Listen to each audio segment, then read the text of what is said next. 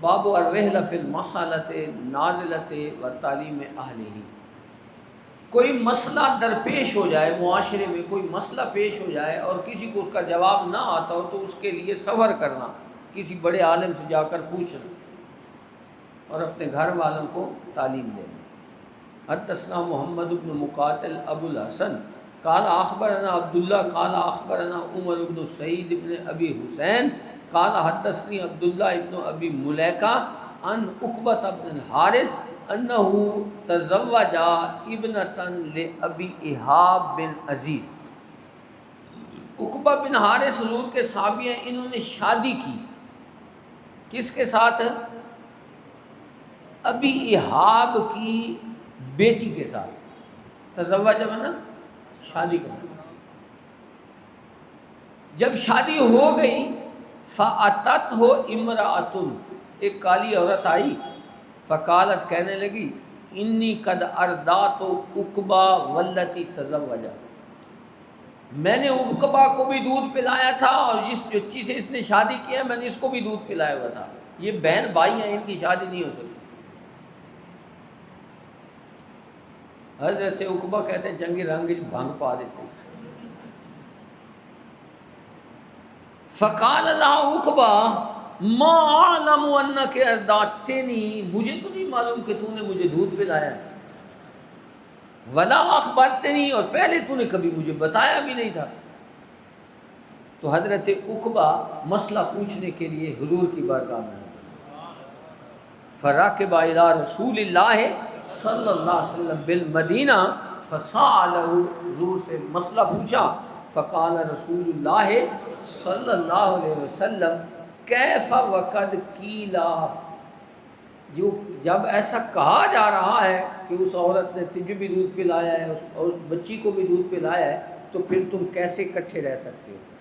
کیف وقد قیلا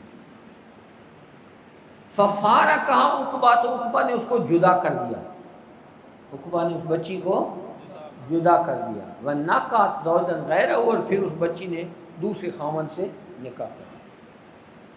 ایک مسئلہ ہے، سمجھے۔ امام ابو حنیفہ رحمۃ اللہ تعالی علیہ کے نزدیک رداعت، دودھ پلانا، ردا اس گواہی کے ساتھ ثابت ہوتا ہے جو مال کے لیے ضروری ہوتی ہے، مال کے ثبوت کے لیے جو گواہی ضروری ہوتی ہے، اس کے لیے رداعت بھی کے لیے بھی وہی گواہی چاہیے۔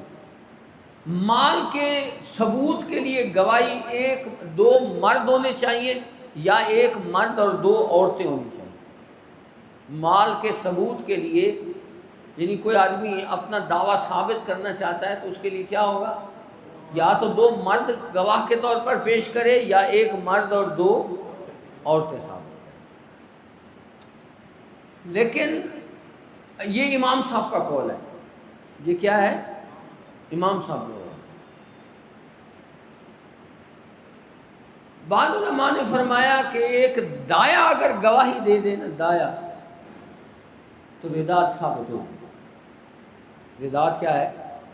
بعد نے فرمایا چار عورتیں گواہی دے دے تو رداعت ثابت ہوگی۔ لیکن امام صاحب کے نزدیک اگر صرف عورتیں اور 10 بھی ہوں تو پھر بھی ان کی گواہی ثابت نہیں ہے، ان کی گواہی، کیونکہ رداعت کے لیے کون سی گواہی چاہیے؟ مال کے ثبوت والی، یا دو مرد ہونے چاہیے یا ایک مرد، یعنی مرد اس کے ساتھ ہونا چاہیے۔ لیکن صرف اگر عورتیں ہوں تو پھر ان کی گواہی ثابت ہو۔ اب اس میں سوال وارد ہوتا ہے کہ حضور نے اس ایک عورت نے آ کر گواہی دی تو حضور نے فرمایا تم کیسے اکٹھے رہ سکتے؟ تو حضور نے اس ایک کی بات قبول کی ہے، تو ہمارے علماء فرماتے ہیں یہ حضور نے فتویٰ نہیں دیا، یہ حضور نے احتیاط کا حکم دیا کہ اگر ایسا کہا، یہ اصل میں انہوں نے 3 مرتبہ سوال پیش کیا عقبہ نے، حضور نے 4تھی مرتبہ اس کا جواب دیا تھا اور یہی کہا تھا کیف وقد قیلا، تو گویا کہا جا رہا ہے تو پھر تم کیسے اکٹھے رہ سکتے ہو؟ اس وجہ سے حضور نے فرمایا جدا کر دو، ورنہ اگر فتویٰ دینا ہوتا تو پہلی مرتبہ حضور کہہ دیتے کہ وہ کہہ رہی ہے تو اس لیے تمہارا نکاح نہیں ہو سکتا۔ اس لیے ہمارے علماء کہتے ہیں کہ صرف عورتوں کی گواہی سے رداعت ثابت نہیں ہوگی. جب کوئی عورت کسی بچے کو دودھ پلائے تو وہاں وہ ایک مرد کو اور 2 عورتوں کو گواہ بنا لے کہ میں نے اس بچے کو دودھ پلایا. صرف عورتوں کی گواہی قبول ہے. باب التناول فی العلم، علم حاصل کرنے کے لیے باری مقرر کرنا. یہ تسی کرتے ہو نا، آج تسی جا کے پڑھے ہونا تو آسان 10 دیوے کہ استاد اپنا. تو صحابہ کرام ایسا کرتے تھے. حدثنا ابو الیمان اخبرنا شعیب بن زہری التحویل قال ابو عبداللہ قال ابن وہب اخبرنا یونس بن شہاب عن عبید اللہ بن عبداللہ بن ابی ثور عن عبداللہ ابن عباس عن عمر قال كنت انا وجار لی من الانصار فی بنی امیہ بن زید. حضرت عمر کہتے ہیں میں اور میرا ایک پڑوسی تھا انصاری، ہم محلہ بنی امیہ بن زید میں رہتے تھے. وَهِيَ من اوال المدینہ، مدینہ کے بالائی طرف جو ڈیرے ہوتے تھے نا، چھوٹے چھوٹے ڈیرے ہوتے ہیں نا شہر کے باہر، ان کو اوالی کہتے ہیں. ان کو کیا کہتے ہیں؟ اوالی کہتے ہیں. کہتے ہیں ہم وہاں رہتے تھے. وَكُنَّا نَتَنَاوَبُ النُّزُولَ عَلَى رسول اللہ صلی اللہ علیہ وسلم، ہم باری باری حضور کی بارگاہ میں آیا کرتے تھے. ایک دن وہ آتا تھا اور جو کچھ حضور بیان فرماتے تھے، جو قرآن نازل ہوا ہوتا تھا وہ مجھے جا کر بتاتا تھا. اگلے دن میں آتا تھا اور وہ میں اس کو آ کر بتاتا تھا. ینزل یومن و انزل یومن، ایک دن وہ آتا اور ایک دن میں آتا. فیضا نزل تو جئتہ بخبر ذالک اليوم من الوحی وغیرہ، تو میں اس کو جو اس دن وحی وغیرہ نازل ہوئی ہوتی تھی میں اس کو بتاتا تھا. وَإِذَا نَزَلَ، جب وہ آتا تھا فَعَلَ مِثْلَ ذَلِكَ، تو وہ بھی اسی طرح کرتا تھا جو قرآن نازل ہوا وہ مجھے آ کر بتاتا تھا. فَنَزَلَ صَاحِبِي الْأَنصَارِي يَوْمَ النَّوْبَةِ، نوبت میں نا باری، میرا انصاری ساتھی اپنی باری پر آیا اور واپس گیا. فَضَرَبَ بَابِي ضَرْبًا شَدِيدًا، انہوں نے زور سے دروازہ کھٹکھٹایا. دروازہ آرام سے کھٹکھٹانا چاہیے. بعض لوگ، یہ ہمارے چھوٹے چھوٹے کوارٹر ہیں لیکن وہ دروازہ اتنا زور سے کھٹکاتے پوری کالونی میں آواز آتی ہے. تو اتنی کیا ضرورت ہوتی ہے؟ آرام سے دروازہ کھٹکھٹانا چاہیے. کسی کا بھی دروازہ کھٹکھٹانا ہو تو آرام سے، اندر خبر پہنچ جاتی ہے کہ کوئی بندہ دروازے. لیکن بعض لوگ اتنے زور سے کھٹکھٹاتے ہیں بندہ خوف زدہ ہو جاتا ہے، پتہ نہیں کیا ہو گیا. حضرت عمر کے دروازہ اس نے اسی طرح کھٹکھٹایا تو آپ پریشان ہو گئے. ضرب بابی ضربا شدیدا فقال سما، ہوگا یہ سما نہیں ہے سما ہے، کیا عمر گھر ہے؟ حضرت عمر فرماتے ہیں فزے، تو میں گھبرا گیا، اتنا تیز دروازہ کھٹکھٹایا ہے زور سے. فخرجت الیہ، میں باہر آیا. فقال قد حدث امر عظیم، اس نے کہا ایک بہت بڑا واقعہ ہو گیا. کالا، اس نے کہا تھا کہ حضور نے اپنی بیویوں کو طلاق دے دی. اس نے حضرت عمر کو بتایا اور حضرت عمر کی صاحبزادی بھی تو حضور کی زوجہ محترمہ تھی حضرت حفصہ. تو حضرت عمر کہتے ہیں میں بڑا پریشان ہوا. کالا، یہ آگے تفصیل حدیث آئے گی. کالا دخلت علی حفصہ، حضرت عمر کہتے ہیں میں حضرت حفصہ کے پاس گیا. فائدہ ہی تب کی، وہ رو رہی تھی. ان کے حجرے میں حضرت عمر گئے تو وہ کیا کر رہی تھی؟ رو رہی تھی. فقول، تو میں نے پوچھا طلق کنہ رسول اللہ صلی اللہ علیہ وسلم، کیا اللہ کے رسول نے تمہیں طلاق دے دی ہے؟ قالت لا ادری، انہوں نے کہا مجھے تو معلوم نہیں ہے، طلاق کے بارے میں تو معلوم نہیں ہے. ناراضگی ہوئی ہے لیکن طلاق تو نہیں. تو اس لیے پہلے مسئلہ سمجھنا چاہیے، بعد میں کسی کو بتانا چاہیے. اب یہ دیکھیں حضور نے طلاق نہیں دی لیکن اس بیچارے کو پتہ نہیں چلا، اس نے حضرت عمر کو کہہ دیا کہ طلاق دی. ثم دخلت علی النبی صلی اللہ علیہ وسلم، پھر میں حضور کی بارگاہ میں حاضر ہوا. فقلت وانا قائم، میں نے کھڑے ہو کر حضور سے سوال کیا طلقت النساء کا، حضور آپ نے اپنی ازواج کو طلاق دے دی ہے؟ قال اللہ، حضور میں نہیں، فقلت اللہ اکبر، چلو ایک مسئلہ تو حل ہوا کہ طلاق تو نہیں دی، ویسے کوئی ناراضگی ہوگی تو اس کا مسئلہ حل ہو جائے۔ باب الغضب فی الموعظۃ والتعلیم اذا رأى ما یکرہ، استاد بعض اوقات پڑھاتے ہوئے غصے ہوتے ہیں، یہ حدیث سے ثابت ہے جائز۔ الغضب فی الموعظۃ، اسی طرح واعظ و نصیحت کرتے وقت بھی علماء بعض اوقات اپنے مقتدیوں کو جھاڑ رہے ہوتے ہیں۔ اذا رأى ما یکرہ، جب کہ وہ ایسی بات دیکھے جو ناپسندیدہ ہو۔ حدثنا محمد بن کثیر قال اخبرنا سفیان عن ابی خالد عن قیس بن حازم عن ابی مسعود الانصاری قال قال رجل یا رسول اللہ۔ غور سے سنیں، آپ میں سے سارے لوگ امام بنیں گے تو امام کی بھی حضور نے تربیت فرمائی کہ امام کو پتہ ہونا چاہیے۔ حضور نے فرمایا یا رسول اللہ، ایک بندہ کہنے لگا یا رسول اللہ لا اکاد ادرک الصلاۃ مما یطول بنا فلان، حضور میں فلاں امام کے پیچھے نماز نہیں پڑھ سکتا کیونکہ وہ لمبی نماز پڑھاتا ہے۔ وہ کیا ہے؟ لمبی نماز پڑھاتا ہے۔ فما رأیت، حضرت ابو مسعود انصاری کہتے ہیں میں نے کبھی حضور کو نہیں دیکھا، ما رأیت النبی صلی اللہ علیہ وسلم فی موعظۃ اشد غضبا من یومئذ، جتنا حضور نے واعظ و نصیحت کرتے ہوئے اس دن غصے کا اظہار فرمایا، اتنا غصے میں میں نے پہلے کبھی نہیں دیکھا۔ حضور ناراض ہوئے، اتنا لمبی نمازیں پڑھاتے ہو، لوگوں کو متنفر کرتے ہو۔ قال ایھا الناس، یہ حضور کا طریقہ تھا۔ اب اس نے اپنے امام کا ذکر کیا تو چاہیے یہ تھا کہ حضور اس امام کو بلا کر کہتے کہ تم ایسا نہ کیا کرو، لیکن حضور اجماعی طور پر واعظ فرماتے تھے۔ حضور فرماتے تھے ما بال الناس، لوگوں کو کیا ہے کہ ایسا کرتے ہیں۔ جس نے کام کیا ہوتا اس کو بھی پتہ چل جاتا، دوسروں کو بھی سبق مل جاتا۔ اس لیے حضور نے دیکھ کے فرمایا یا ایھا الناس، اے لوگو انکم منفرون، کیا تم لوگوں کو نفرت دلاتے ہو۔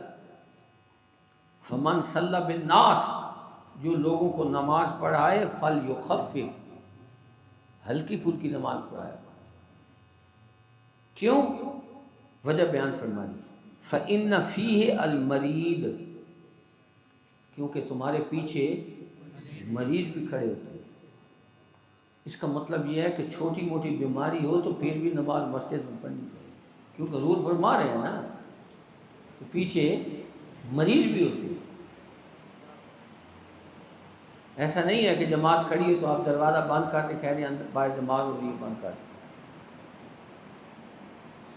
بڑی تاکید فرمائی ہے نماز جماعت کے ساتھ پڑھنے میں حضور نبی کریم صلی اللہ علیہ وسلم، اور خود عمل کر کے دکھایا۔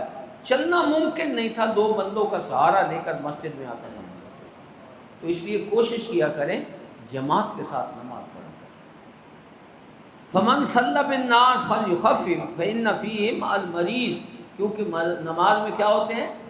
مریض بھی ہوتے ہیں، وضعیف، بوڑھے لوگ بھی ہوتے ہیں، زیادہ کھڑے نہیں ہو سکتے، وذل حاجت، اور کاروباری لوگ بھی ہوتے ہیں۔ ذل حاجت سے مراد کیا ہے؟ مثلا اسٹیشن کی مسجد ہو یا بازار کی مسجد ہو اور آپ سورہ بقرہ شروع کر دیں تو مقتدی ایک بھی نہیں آئے گا آپ کے پیچھے نماز، کیونکہ ان کو جلدی ہوتی ہے، انہوں نے دکانیں کھولنی ہوتی ہے۔ تو اس وجہ سے حضور نے سب کا ذکر کر دیا کہ تمہارے پاس جو نمازی ہیں وہ صاحب حاجت بھی ہوتے ہیں، مریض بھی ہوتے ہیں، ضعیف بھی ہوتے ہیں، ان کا خیال رکھنا۔ حدثنا عبداللہ بن محمد قال حدثنا ابو عامر قال حدثنا سلیمان بن بلال المدینی عن ربیعہ بن ابی عبد الرحمن عن جزیل مولا المنبعث عن زید بن خالد الجہنی ان النبی صلی اللہ علیہ وسلم سأل الرجل عن اللقطہ، ایک آدمی نے حضور سے گم شدہ چیز کے بارے میں پوچھا، یعنی اس کو کوئی چیز ملی ہے نا، تھیلی پیسوں کی، تو اس نے پوچھا اب اس کا کیا کرنا ہے؟ فقال اعرف وقاءها، پہلے زمانے میں لوگ کپڑے کی تھیلیوں میں پیسے رکھتے تھے، اب تو پرس آ گئے ہیں نا، پہلے زمانے میں لوگوں کی کپڑوں کی تھیلیاں ہوتی تھی، اوپر دھاگا لگا ہوا ہوتا تھا، اس کے اندر پیسے رکھ کے اس کو بند کر دیتے، اسی کی طرح حضور اشارہ فرما ہے۔ وقا اس دھاگے کو کہتے ہیں جو اوپر باندھا جاتا ہے، وقا اس دھاگے کو کہتے ہیں جو تھیلی کے اوپر باندھا جاتا ہے۔ حضور نے فرمایا اس کو اچھی طرح پہچان لے، جو تمہیں تھیلی ملی ہے نا اس کو پہچان لے، اس کے دھاگے کو، او کالا وعاءہا، یا اس تھیلی کو پہچان لے۔ وعاء برتن کو کہتے ہیں، مراد وہ تھیلی ہے۔ وَإِفَاسَهَا، یا فرمایا اس کی جو یہ افاس کا معنی بھی تھیلی ہی ہوتا ہے، برتن جس میں مال رکھا جاتا ہے۔ ثُمَّ عَرِّفْهَا سَنَةً، پھر 1 سال تک اعلان کرو، 1 سال تک کہ بھائی کسی کی کوئی چیز گم ہوئی ہو تو مجھ سے رابطہ کریں۔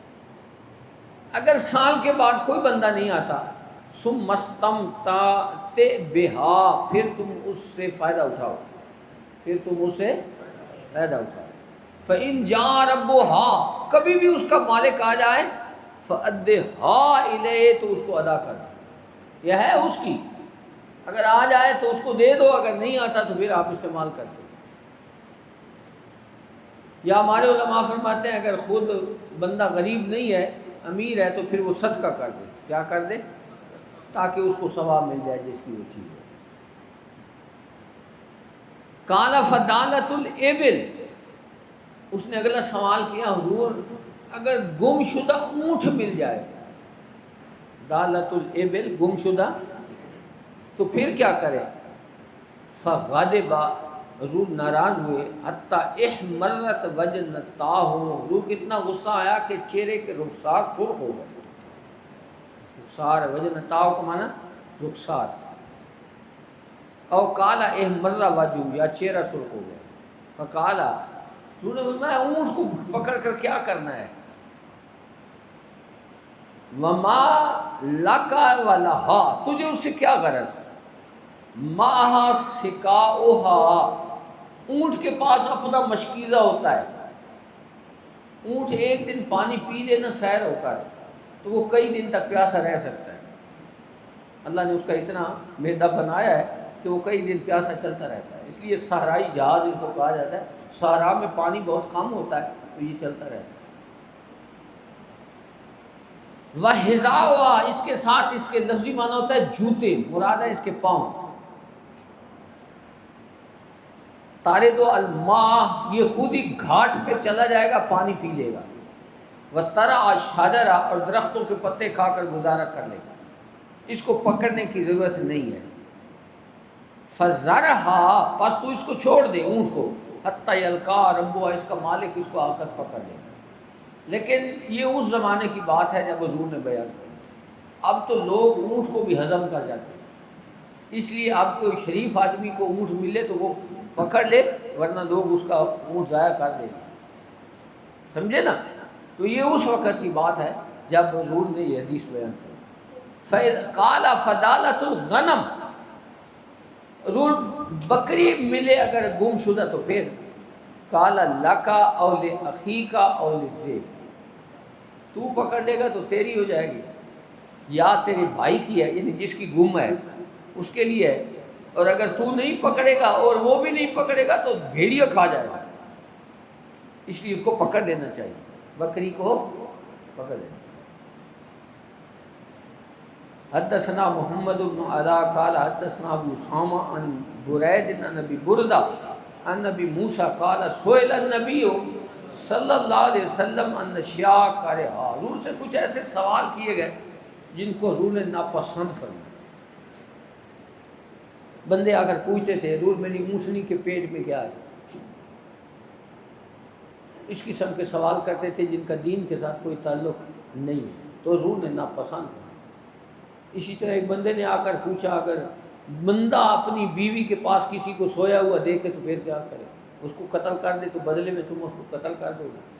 تو حضور فرماتے تھے جب تک مسئلہ پیش نہ آئے اس وقت تک ان چیزوں کو نہ بیان کیا۔ ایسی چیزوں کے سوال کیے گئے جو ناپسند فرمایا۔ فلما اکثر علیہ، جب لوگ زیادہ سوال کرنے لگے نا غالب حضور ناراض ہوئے. ثم قال الناس، پھر انہوں نے فرمایا سلونی اما شئتم، جو پوچھنا ہے مجھ سے پوچھو. پہلے تو فرمایا نا سوال نہیں کرنے چاہیے، لیکن لوگ بار بار سوال کرنے کے ناراض ہوئے اور برسر ممبر فرمایا سلونی اما شئتم، جو چاہو پوچھو. یہ وہی کہہ سکتا ہے جس کو اللہ نے علم کے خزانے بخشے. قال رجل، ایک صحابی کھڑے ہوئے کہنے لگے من ابی، حضور میرا باپ کون ہے؟ میرا، یہ جب کسی سے جھگڑتے تھے نا تو لوگ اس کو کہتے تھے تیرے تو باپ کا بھی پتہ نہیں ہے، تو شرمندگی ہوتی تھی نا. تو انہوں نے کہا حضور کہہ رہے ہیں کہ آج پوچھ لو جو پوچھنا ہے، تو میں پوچھ ہی لوں میرا باپ کون. تو اس نے کہا من ابی، قال ابو کا حذافہ، تیرا باپ کون ہے؟ یہ ما فی الارحام کا علم ہے. ابو کا حذافہ، یہ حضور نے ما فی الارحام کا علم بتا دیا نا کہ تیرا باپ، تیری ماں میں نطفہ اس تیرے باپ حذافہ کا جس سے تو پیدا ہوا. فقام آخر، ایک اور بندہ اٹھا، من نبی یا رسول اللہ، اس نے بھی یہی سوال کیا. فقال ابو کا سالم مولا شیبہ، تیرا باپ سالم ہے جو شیبہ کا آزاد کردہ غلام. ایک اور آدمی نے سوال کیا تھا این مدخلی یا رسول اللہ، حضور میرا ٹھکانہ جنت میں ہے یا دوزخ میں ہے؟ حضور میں دوزخ. تو یہ پتہ تھا تو بیان کر رہے ہیں. اللہ کے نبی کی زبان سے جو نکلتا ہے حق نکلتا ہے. ما خرج منی الا الحق، میری زبان سے جو نکلتا ہے وہ حق. تو ما فی الارحام کا بھی حضور کو اللہ نے علم دیا تھا، اسی لیے بیان کر. فلما رأى عمر ما فی وجہہ، حضرت عمر نے دیکھا کہ حضور غصے میں ہے. قال یا رسول اللہ انا نتوب الی اللہ عز وجل، حضور ہم توبہ کرتے ہیں اللہ کی بات. ہم کیا ہے؟ حضرت ضیاء الامت نے تفصیلاً یہ حدیث نقل کی ہے. کچھ حصہ امام بخاری، امام بیضاوی علیہ رحمت سے نقل کیا ہے کہ امام بیضاوی علیہ رحمت لکھا ہے کہ حضور نے ارشاد فرمایا اوردت علیہ امتی، میرے اوپر میری امت پیش کی گئی. فَأُلِمْتُ مَنْ يُؤْمِنُ بِي وَمَنْ يَكْفُرُ بِي إِلَى يَوْمِ الْقِيَامَةِ، قیامت تک جتنے لوگ مجھ پر ایمان لائیں گے مجھے ان کا بھی علم دیا گیا، جو انکار کریں گے مجھے ان کا بھی علم دیا. منافق کہنے لگے اتنا بڑا دعویٰ کر رہے ہیں، ہم حضور کی صفوں میں ہوتے ہیں، ہمارا تو علم ہی نہیں ہے. حضور کہہ رہے ہیں مجھے قیامت تک کے لوگوں کا علم ہے. آگے لکھا ہے کہ حضور نے حضور کو جب یہ پتہ چلا نا کہ یہ میرے متعلق یہ کہہ رہے ہیں، فلما بالغ النبی صلی اللہ علیہ وسلم، جب یہ خبر پہنچی تو حضور ممبر پہ چڑھے، فحمد اللہ وثنا علیہ، اللہ کی حمد و ثنا کی، اور پھر پہلا جملہ حضور نے بولا ما بال اقوام طعنوا فی علمی، اس قوم کا کیا حال ہوگا جو میرے علم پہ اعتراض کرتے. پھر حضور نے فرمایا لا تسألونی عن شیء الا بینت لکم بہ، جس چیز کے متعلق تم نے پوچھنا ہے پوچھو، میں اس کا جواب. تم کہتے مجھے علم نہیں ہے. لا تسألونی عن شیء، ابھی میں نے بتایا ہے نکرہ نفی کے تحت آئے تو عموم پہ دلالت کرتا ہے. عن شیء لا تسألونی، کسی چیز کے بارے میں پوچھنا ہے، بڑی چھوٹی جو پوچھنا ہے پوچھو، میں اس کا جواب دینے کے لیے. اور حضور بار بار فرماتے رہے سلونی سلونی سلونی، ماں پوچھو جو پوچھو. یہ آدمی اٹھا، اس نے سوال کیا میرا باپ کون ہے؟ حضور میں تیرا باپ حذافہ. حضرت عمر نے جب حضور کا غصہ دیکھا تو حضرت عمر گھٹنوں کے بل حضور کے سامنے کھڑے ہوئے، گھٹنوں کے بل. یہ ادب ہوتا ہے، ہم کھڑے ہوتے ہیں سیدھے ہاتھ باندھ کر کھڑے ہوتے ہیں، یہ بھی ادب ہوتا ہے ہمارے معاشرے میں. لیکن حضرت عمر گھٹنوں کے بل کھڑے ہوئے حضور کے پاس اور کہنے لگے یا رسول اللہ، ہم اللہ کو اپنا رب مانتے ہیں، ردینا باللہ ربًا، ہم اللہ تعالیٰ کو اپنا اور قرآن کو امام مانتے ہیں، اور آپ کو ہم اللہ کا نبی اور رسول، دونوں لفظ ہیں۔ اب یہ حضرت عمر کا یہ کہنا کہ ہم آپ کو نبی مانتے، یہ کیوں کہا؟ اس کی وجہ یہ ہے کہ نبی ہوتا ہی وہ ہے جو غیب کی خبر دیتا ہے۔ اس لیے ہم نے حضور آپ پر اعتراض نہیں، ہمارا ایمان ہے کہ اللہ نے آپ کو غیب کا علم عطا فرمایا، اسی لیے فرمایا ہم آپ کو اللہ کا نبی مانتے۔ وہ ہاشمی میاں ایک تقریر کر رہے تھے، وہ کہہ رہے تھے لوگوں نے سارے قرآن کا ترجمہ کیا ہے لیکن لفظ نبی کا ترجمہ نہیں کیا۔ اس کی وجہ یہ ہے کہ اگر یہ لفظ نبی کا ترجمہ کریں تو ان کے عقیدے کی عمارت گر جاتی ہے۔ بھائی نبی صفت کا صیغہ اس کا معنی ہونا چاہیے تھا، لیکن انہوں نے اس کا ترجمہ نہیں کیا کیونکہ ان کی عقیدے کی عمارت گر جاتی ہے۔ اعلیٰ حضرت بریلوی نے اس کا ترجمہ کیا ہے غیب کی خبر دینا، نبی کا معنی ہے۔ تو حضرت عمر نے کہا حضور ہم اللہ کو اپنا رب مانتے ہیں، قرآن کو امام مانتے ہیں، آپ کو اللہ کا نبی مانتے ہیں۔ پھر حضور نے 3 مرتبہ فرمایا فَهَلْ أَنْتُمْ مُنْتَهُونَ فَهَلْ أَنْتُمْ مُنْتَهُونَ، کیا آپ بھی میرے علم پر اعتراض کرنے سے باز نہیں آؤ گے؟ میں تمہیں کہہ رہا ہوں جو پوچھنا ہے پوچھو۔ باب من بارک علی رکبتہ عند الامام او المحدث، یہ وہ آ گئی ہے حدیث جو بھی میں نے کہا کہ عمر گھٹنوں کے بل کھڑے ہوئے۔ بارکہ کا معنی کیا ہوتا ہے؟ اونٹ کے بیٹھنے کے لیے بارکہ استعمال ہوتا ہے۔